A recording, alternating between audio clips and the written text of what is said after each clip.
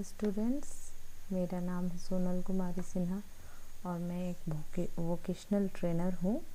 और आज हम लोग यहाँ पे एक नया चैप्टर लेके आए हैं जिसका नाम है माइक्रोसॉफ्ट एक्सेल। तो इससे पहले कि हम लोग एक्सेल पे काम करें, हमें ये जानना ज़रूरी है कि माइक्रोसॉफ्ट एक्सेल क्या होता है और इसके जो मुख्य एलिमेंट्स हैं वो क्या हैं। बेसिक नॉलेज इसके बारे में हमें होनी चाहिए, तभी जाके हम इस पे अच्छे से वर्क कर सकते हैं। तो आज का हमारा माइक्रोसॉफ्ट एक्सेल का पहला क्लास है और हम लोग इसमें सीखेंगे कि क्या क्या मुख्य एलिमेंट्स हैं, ऑप्शंस हैं जिसके द्वारा हम माइक्रोसॉफ्ट एक्सेल पे अच्छे से काम कर सकते हैं। तो आइए हम लोग शुरू करते हैं। ये एक छोटा सा इंट्रोडक्शन है माइक्रोसॉफ्ट एक्सेल के लिए।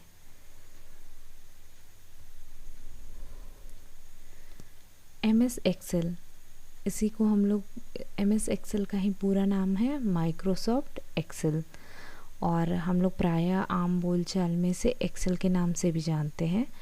तो ये जो एक्सेल है वो एक तरह का स्प्रेडशीट प्रोग्राम है जो कि डाटा को या आंकड़ों को टेबुलर फॉर्मेट में open, create, edit, formatting, calculate, share और प्रिंट आदि करने के लिए प्रोवाइड किया गया है। एमएस एक्सेल को माइक्रोसॉफ्ट द्वारा विकसित किया गया था। ठीक है, तो ये इसके बारे में जानकारी है। और अब हम लोग देखेंगे कि जब हम लोग माइक्रोसॉफ्ट ऑफिस में जाके एक्सेल खोलते हैं तो किस तरह का पेज हमारे सामने आता है। तो आप जब माइक्रोसॉफ्ट एक्सेल ओपन करेंगे तो आपके सामने इसी प्रकार का एक पेज आएगा। यहाँ पे आप देख रहे हैं कि छोटे छोटे बॉक्सेस बने हुए हैं जिसको हम लोग सेल कहते हैं। सेल जो है वो कॉलम और रो का इंटरसेक्ट होता है। जहाँ पे रो और कॉलम एक दूसरे को काटते हैं वहीं पे सेल का निर्माण होता है और हम इसमें डाटा सेल में ही इंटर करते हैं और कैलकुलेशन करते हैं। ठीक है, अब उसके बाद हम लोग इसमें बहुत सारे स्क्रीन में एलिमेंट्स हैं जिसके बारे में हम लोग बात करेंगे। तो आज के चैप्टर में हम लोग बात करेंगे office button, quick access toolbar, ribbon, title bar, menu, scroll bar, formula bar, name box. इन सभी चीज़ों को हम लोग एक एक करके देखेंगे। तो इस फिगर में आप लोग अच्छे से देख सकते हैं कि किस चीज़ का पोजीशन कहाँ पे है। ऑफिस बटन कहाँ पे है, ये एकदम टाइटल बार में आपका सबसे कॉर्नर में पाया जाता है।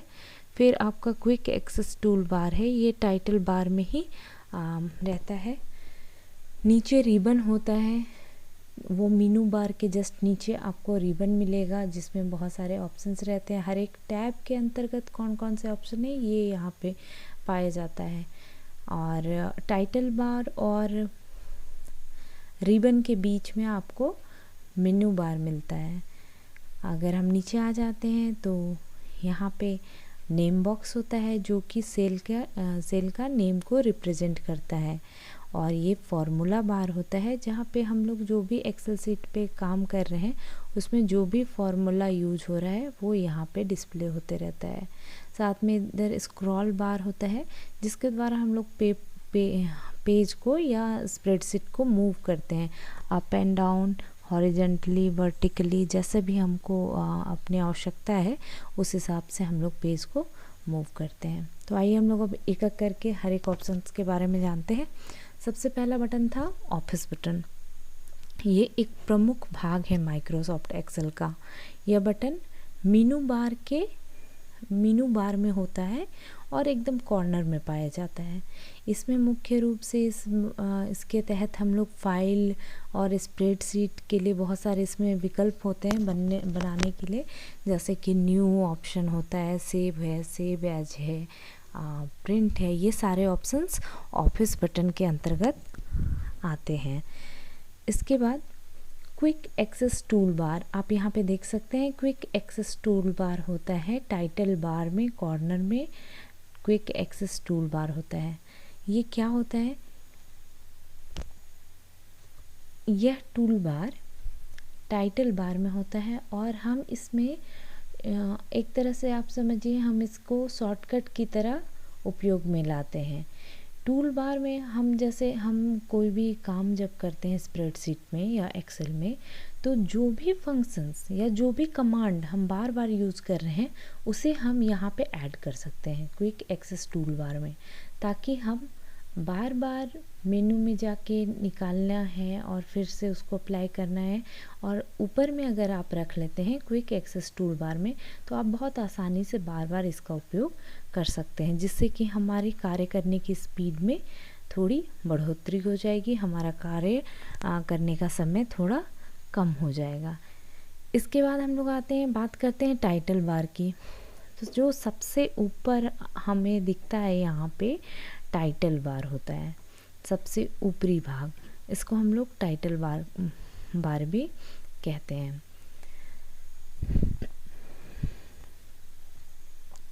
और इसमें जो है टाइटल बार में हमारा जो फाइल हम लोग क्रिएट कर रहे हैं उसका नाम डिस्प्ले होते रहता है। और ये नाम तभी डिस्प्ले होगा जब हम इस फाइल को, इस पेज को सेव करते हैं, तो वहाँ पे हम जिस नाम से इस फाइल को सेव किए हैं वो नाम डिस्प्ले करने लगता है।